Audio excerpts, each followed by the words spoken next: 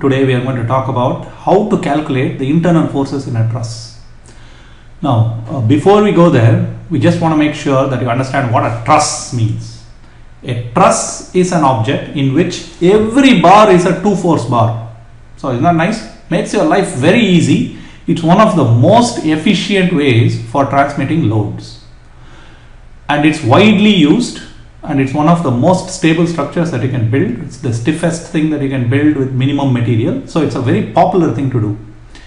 Analysis of a truss requires no new skills than what you have done up to now, except that you need to have a clean strategy for doing that, and there's a systematic process for doing that. And that's what we're going to talk about. So let's start.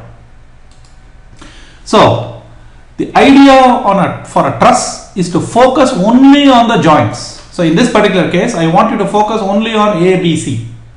This is the truss. This is the triangular part which is pin jointed at A, and there's another pin joint at C, and there's a pin and roller at B.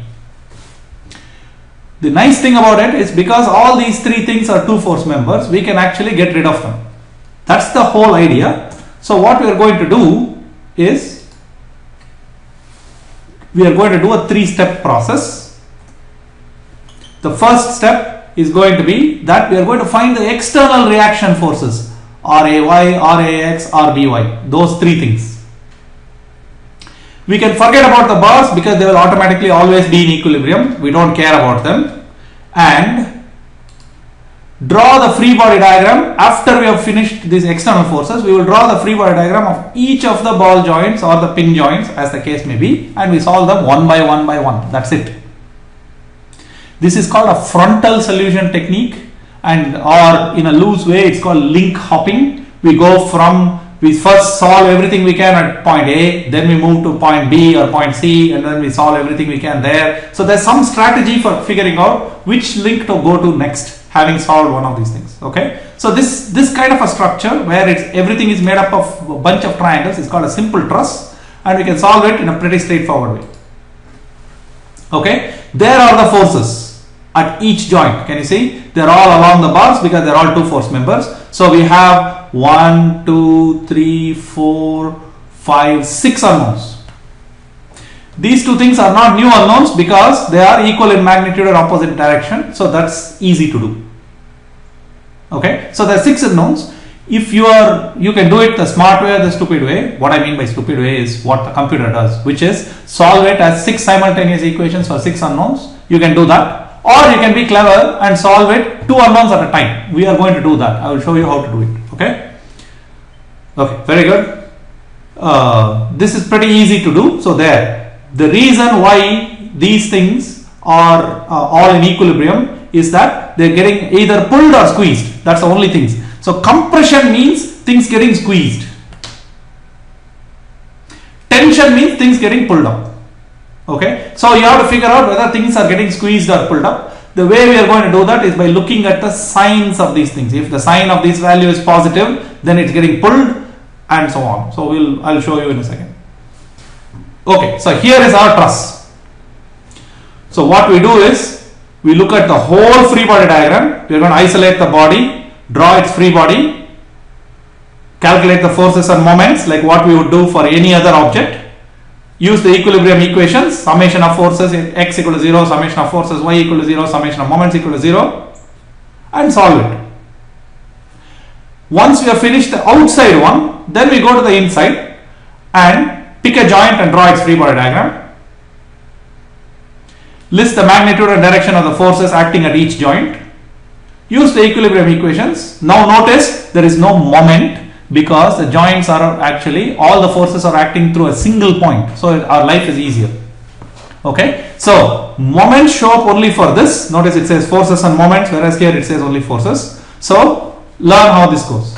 Okay. So let's start. Here is the problem. I have a triangular truss loaded by 2 forces. One downwards 12K and another sideways 10K. We're going to solve it in a systematic way.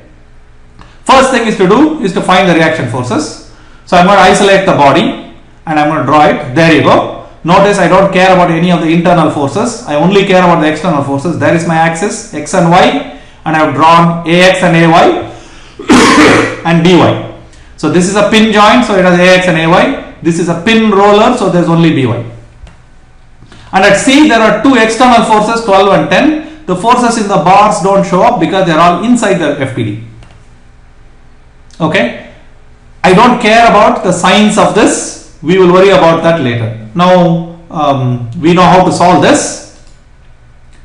We can set up the equations and I can show you the force table. There you go. I have drawn A, Fx, Fy, Xy, M equal to X Fy minus Y Fx. By now you should know how this thing works. It's a pretty straightforward deal. In this case, there are set of forces at A, B and C. I've drawn all the forces, their locations and everything, and off we go. I can solve it. Summation of all the forces in the x direction gives me 0, means Ax plus 10 equal to 0. Summation of all the forces in the y direction gives me Ay plus By minus 12 equal to 0. And then summation of moments around this point gives me By times 7, 12 times 7, sorry, By times 12 times 4 and then 10 times 3. So you will see all those numbers, 12 times 3,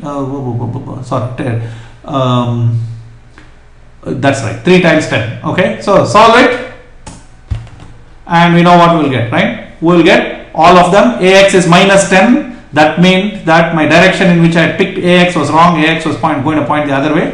You don't have to switch it if you keep the same value. Okay, what I'm going to do is I'm going to switch it and draw. Okay, so now that we have finished the outside, now we're going to look at the inside. We're going to find the internal forces. So here is my truss. Here are the reaction forces that I calculated. Notice because it was minus 10 I switched the arrow. You don't have to do it, but I've done it here anyway. Because it was minus 0.857 K, I have switched the arrow. You don't have to do it. Here it was 11.14 K, I've put it. These are the external forces. Now let's look at the internal forces. Now remember, I am drawing, this is actually 3 free body diagrams, one for each pin. Okay, FAC, FAB. Notice that when I go from joint to joint, I'll flip the arrow but not the value. Remember this, right? I'm going to flip the arrow but not the value. So when I go from here to there, I have flipped the arrow. You can see that the arrows are pointing opposite, but the values are the same, FAC, FAC. So if I get minus 10 here, I'm just going to substitute minus 10 there. I'm not going to be clever. And the arrows are all drawn in a way that points outwards. Very good. Now let's start. I'm going to draw the free body diagram for point A. There's pin A. There are the external forces. There are the internal forces. The internal forces are drawn as if they are pulling at the link. So that means if I get a positive number, it is pulling and so it's tension. If I get a negative number, it's pushing and so it's compression. Got it? Okay, very good. So then I'm going to mark the angle. That angle theta is given by looking at this triangle. 4 by 3, tan theta is 3 over 4. So I get theta is 36.86. Now for each force here, I'm going to write its magnitude and its angle. So FAC has a magnitude FAC whose value can be positive or negative. So don't think it is always going to be positive. Could be either way. Okay. And the angle that it makes with the positive x-axis is 36.87 degrees. How do I calculate this angle? Go to the base, see how much the angle is. FAB similarly is 0 degrees because it's along x-axis. The 10K is at 180 degrees from the positive x-axis. The 0.857K is actually minus 90 degrees, not plus 90. It should be minus 90. There, that should be a minus 90.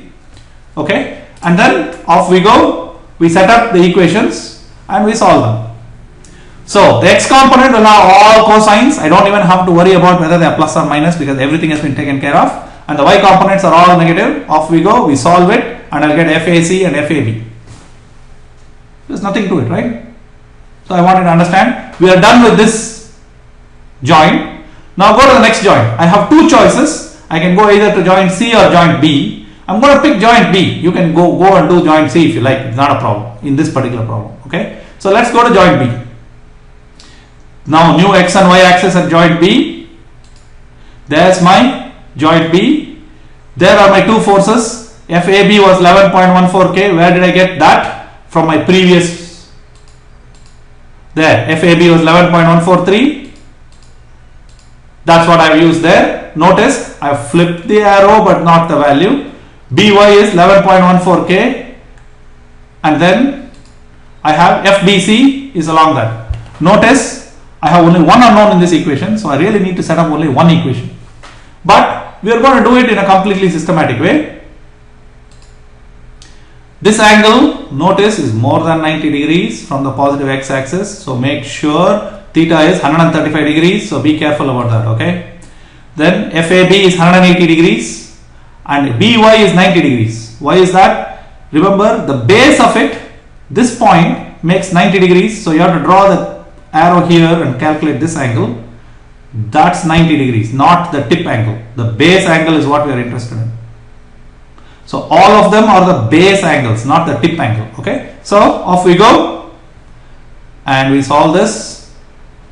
So I'm going to write summation of all the forces in the x direction, summation of all the forces in the y direction. If your answer is correct, any redundant equation will be automatically satisfied. If your answer is wrong, the redundant equation will not work.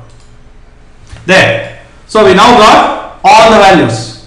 Now notice that this value I got was positive and these two values I got were negative. Negative numbers means this, the bar is getting squeezed. Positive numbers means that the bars are getting pulled. So this will be called 11.14K tension because it's a positive number. This will be called 1.42K compression because I got a negative number for it. You got it? So that's how it goes. Okay, now let's look at another problem. This is a little bit more complicated, more joints, and I will tell you a little bit about the joint strategy. So again, let's start. We first find the external reaction forces. I'm going to go through this kind of fast. There is the external, that's the free body diagram for the whole body. Notice none of the inside bars matters. The only things that are shown are the external forces on this. You know how to solve this, right? So here is the force and moment table for this one.